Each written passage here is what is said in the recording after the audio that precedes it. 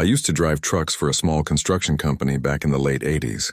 Nothing fancy, old Chevy flatbeds, long hauls between small towns, and more nights spent behind a steering wheel than in a bed. You learn a lot about yourself on those lonely country roads, mostly how much silence you can take before it starts talking back. It was autumn of '89, somewhere in southern Iowa. I was coming back from a delivery run hauling scrap metal and leftover gear. The company couldn't afford overnight stays, so I drove through the night, headlights cutting through miles of nothing but black fields and thin tree lines. The radio barely worked, just static with faint bits of country songs and talk shows fading in and out. The road was empty, not a single pair of headlights for at least an hour. Just me, the hum of the tires, and that kind of cold that crawls through the seams of your jacket. Around 2 a.m. I spotted her, a woman standing on the shoulder just past a bend in the road. She wore a light blue dress, the kind you'd see at church on Sundays, and a white cardigan that looked soaked through. Her hair hung over her shoulders, dripping wet, and in the dim glow of the headlights I could see she wasn't holding anything. No bag, no car nearby. I slowed down. My first thought was maybe she'd had a wreck, maybe her car was in a ditch somewhere. I pulled over a few feet ahead, rolled the window down, and called out, "You okay, ma'am?" She didn't move right away, just stood there facing my direction but not quite looking at me. When she finally spoke, her voice was soft, almost distant. "Can you take me home?" There was something about the way she said it, like she wasn't asking, just repeating a thought. Still, I couldn't just leave her out there. The temperature was dropping, and we were miles from the nearest town. "Yeah," I said, "hop in." "Where do you live?" She didn't answer, just walked around the truck and opened the passenger door. I remember hearing the creak of the old hinges and the sound of wet fabric as she sat down. The smell hit me next, not bad, just old, like damp wood and faded perfume. I started driving again, trying to make small talk. "You get stranded or something?" I didn't see any cars back there. She looked straight ahead. "It's just a few miles." "By the church," I nodded. There was a small town up ahead near a crossroads where an old white church sat. I'd passed it before. Half the windows boarded up, cemetery out back, rusted sign that used to say St. Mark's Parish. For a while neither of us spoke, just the hum of the engine and rain tapping lightly on the windshield. I kept glancing at her from the corner of my eye. She looked young, maybe early 20s, but pale, like she hadn't slept in days. Her hands were clasped tight in her lap, and her dress looked old-fashioned, maybe from the 60s. After a few minutes, I said, "So you live near St. Mark's?" She nodded slowly, past it, by the field. Then just barely audible, "I used to." That sent a small chill through me, but I kept driving. When we reached the church, I slowed down. The rain had stopped, and a layer of fog was rolling over the fields. The headlights caught the old wooden cross near the gate, casting long shadows across the gravel road. "Is this it?" I asked. She turned to me for the first time, and I'll never forget her face. Her eyes were gray, distant, like she was looking through me. She smiled faintly and whispered, "Thank you for the ride." Before I could respond, she opened the door and stepped out into the fog. No hesitation, no sound of her feet on the gravel. She just walked toward the cemetery behind the church. "Hey, wait!" I called out, leaning over to look through the window. She was gone. Not walking away gone, just gone. The fog hung low, thick enough to blur the gravestones, but I should have at least seen her silhouette. Nothing.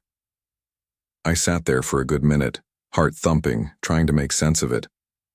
Finally, I grabbed my flashlight and got out. The air was dead still. No wind, no insects, not even the usual hum of the night. I walked toward the church gate, the crunch of gravel echoing louder than it should have. I scanned the area, the old cemetery, the broken fence, the crooked headstones, and then I saw it. A small white shape right by the nearest grave marker. Her cardigan. It was folded neatly on top of the stone. I picked it up, and that's when I saw the name carved beneath it. Evelyn Grace, 1964-1987. I froze. The date hit me first. That was 2 years ago. I don't remember getting back into the truck, but somehow I did. I just remember gripping the steering wheel so tight my knuckles hurt. The cardigan was still on the seat beside me, soaked through and smelling faintly of lavender. When I got back into town, I went straight to the diner where the night shift waitress Maggie always worked. I told her what happened, the woman, the church, everything. She listened quietly, then said, "Honey, you didn't drive anyone tonight." "What are you talking about?" I said. She sighed and went to the bulletin board near the register. There, under a layer of old notices and local ads, was a faded newspaper clipping. The headline read, "Local woman killed on Route 17 after church wedding."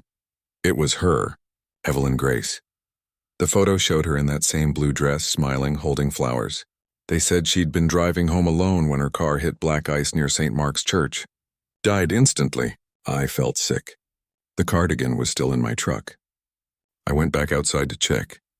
But when I opened the passenger door, it was gone. The seat was dry. I drove home that morning watching the horizon lighten over the cornfields. I told myself it had to be exhaustion, or a dream brought on by too many long nights and bad coffee. But 2 weeks later, I was driving that same route again. Just past the church in the early morning mist, I saw something by the side of the road. A white cardigan, folded neatly on the shoulder. And right above it, a single set of footprints leading toward the churchyard and stopping halfway. There's a stretch of highway in northern Kentucky that doesn't show up properly on most maps. Locals call it No-End Road, not because it goes on forever, but because once you take it, there's no guarantee you'll make it out the same way you came in. I didn't believe any of that, of course. I was 25, stubborn, and worked nights delivering auto parts between small-town garages.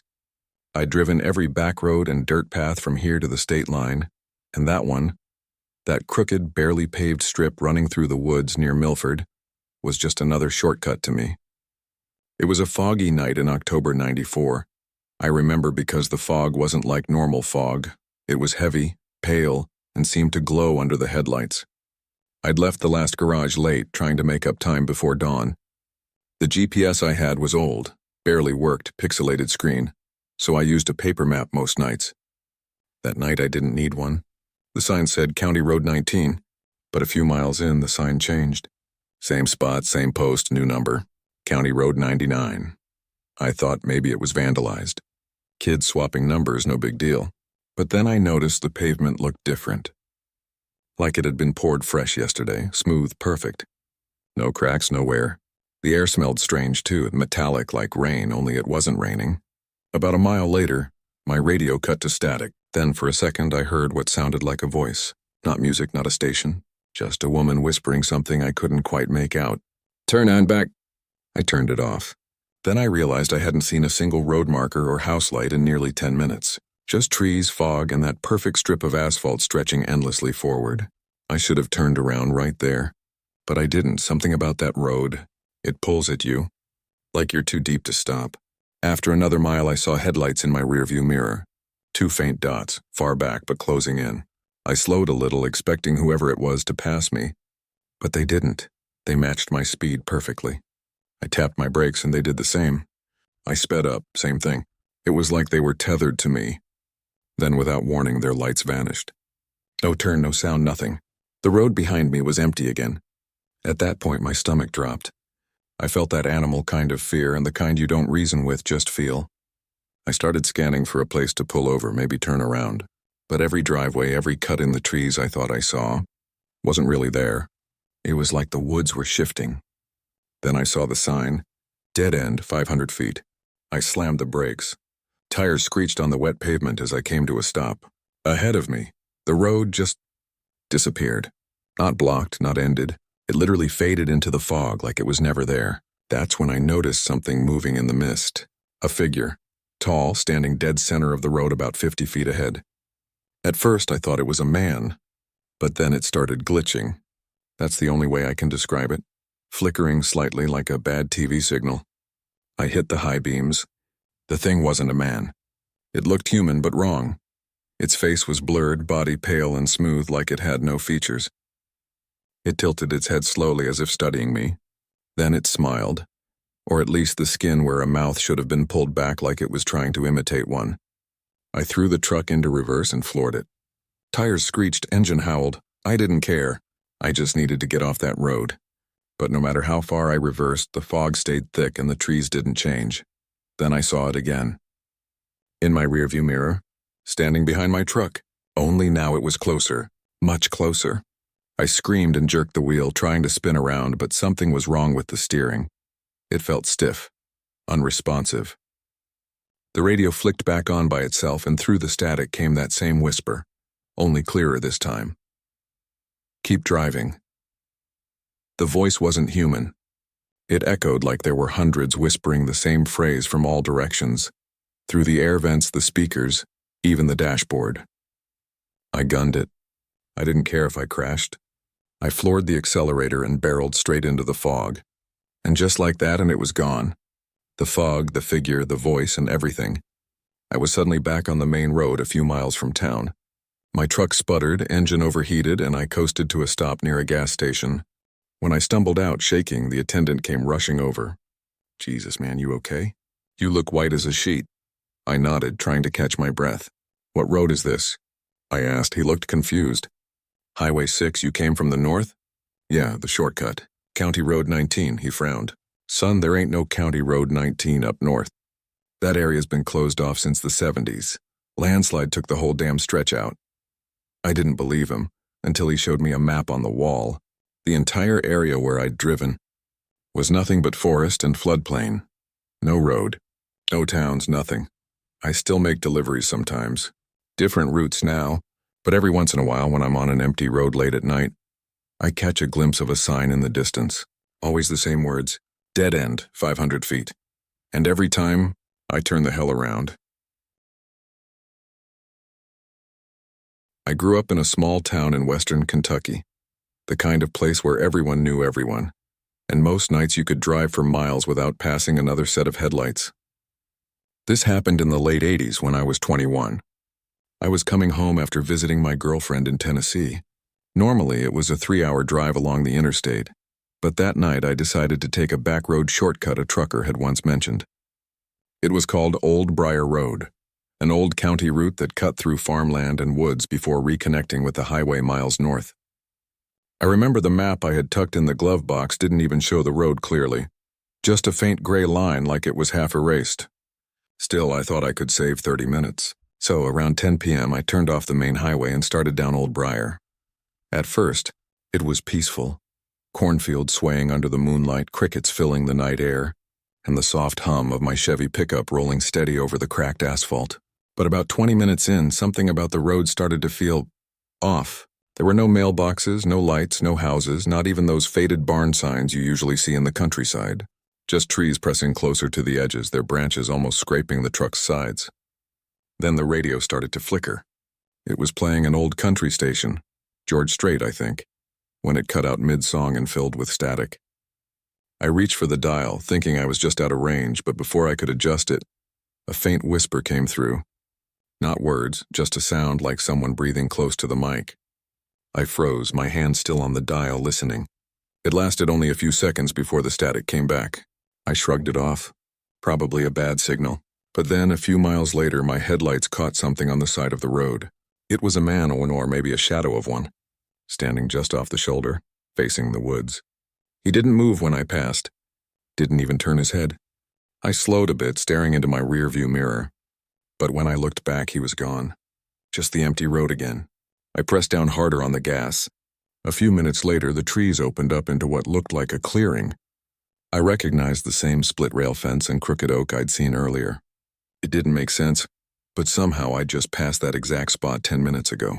I thought maybe I'd made a wrong turn, but there hadn't been any turns. Just straight road. Then I saw the man again.